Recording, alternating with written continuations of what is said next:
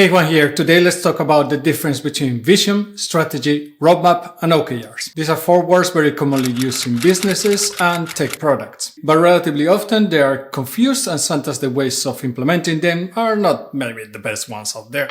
So first of all, vision. Vision is the goal of your product. The vision is how your product is going to make the life of people better in different ways.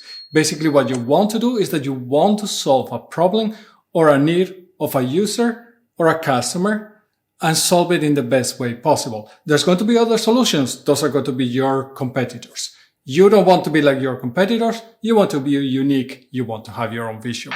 Second is going to be your strategy. Your strategy are going to be those steps that you had to climb in order to get to that vision. And you can have different strategies depending on the situation of your company. So sometimes companies have a lot of problems. Their strategy might be simplifying the portfolio and focusing on the offering that they are having for their customers. But a strategy is going to define what are the key areas that you had to focus that are going to help you succeed to reach that vision. And typically an easy to understand strategy is going to be a more successful strategy. First of all, because it's going to be easier to follow up for the people and to be more focused, but also because when you have very complex strategies, many times might be that you are not even knowing what you are doing. Although, of course, that's going to be something that it will depend on your case. And a good strategy is going to help your teams prioritize and focus on the work that they had to do in order to reach that vision.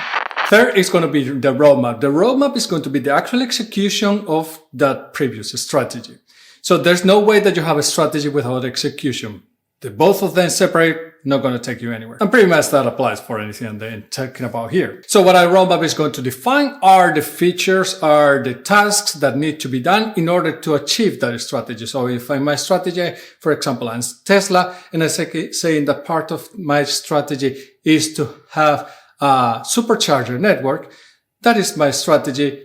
My roadmap is actually developing that infrastructure in around the country in a way that it makes sense, that it covers the main roads and the main areas that people are going to be driving through. Typically, these roadmaps are going to be defined for, depends on the company, a month, a year, a quarter. And this doesn't mean that when you define a roadmap, especially for a long-term roadmap, you have to define every single task and item that has to be accomplished. You can have a short-term roadmap that is very well defined. You can have a mid-term roadmap that it can be your quarterly, where you have more like ideas of certain things or features or tasks that you will have to develop. And then you have a longer-term roadmap that might be your 1-year roadmap. And there you might have more vaguely define what are the items that you will have to achieve towards the end of the year. And as the year progresses, you are going to define them better.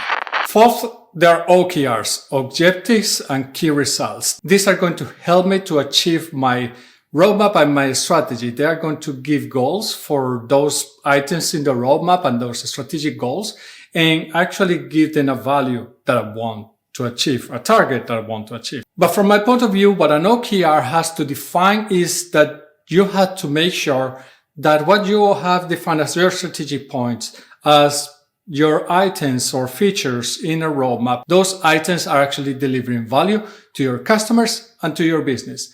That's why you have OKRs. You don't want to have vanity metrics like number of customers or number of viewers necessarily. That doesn't tell you the whole reality of how engaged people are. Something much more interesting is how much people are watching a video, for example, if you think of a video as a product. The same for any other product. What you want to make sure is that whoever is using your product, the set of features that you have created to achieve that strategy, they're actually getting value out of it. This is how you can measure OKRs. Of course, you can also have some financial OKRs that are linked to those value propositions that you are delivering with those features.